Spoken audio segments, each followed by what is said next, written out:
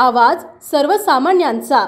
सातारा जिल्ह्यात भाजप आणि महायुतीचे सर्व चिन्हावरील उमेदवार निवडून येतील हा शब्द आमदार जयकुमार गोरे यांनी कराड येथील सभेत देवेंद्र फडणवीस यांना दिला होता।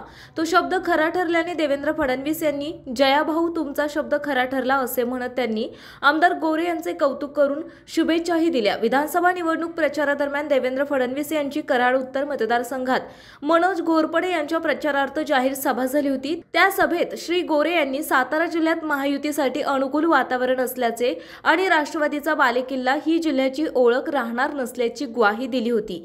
काहींना कुणी निवडून यावे कुणी निवडून येऊ नये असे वाटत असले तरी साताऱ्यातून आपल्या चिन्हावरील सर्व उमेदवार निवडून येतील असा विश्वासही असा शब्दही श्री गोरेंनी त्या जाहीर सभेत फडणवीसांना दिला होता।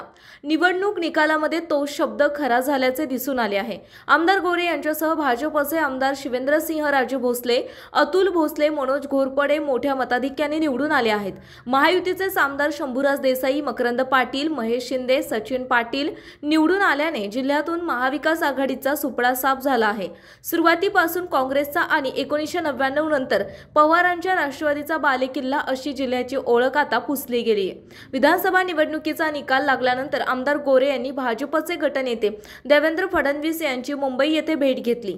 त्यावेळी फडणवीसांनी जया भाऊ तुमचा शब्द खरा झाला, सातारा जिल्ह्यात आपल्या चिन्हावरील सर्व उमेदवार मोठ्या मताधिक्याने निवडून आले, तुमचे कौतुक करावे तितके थोडेच आहे असे म्हणत श्री गोरे यांचे अभिनंदन केले। तर गोरे यांनी राज्यात सर्वाधिक स्ट्राइक रेटने भाजपच्या विक्रमी जागा निवडून आल्याबद्दल देवेंद्र फडणवीस यांचे अभिनंदन केले।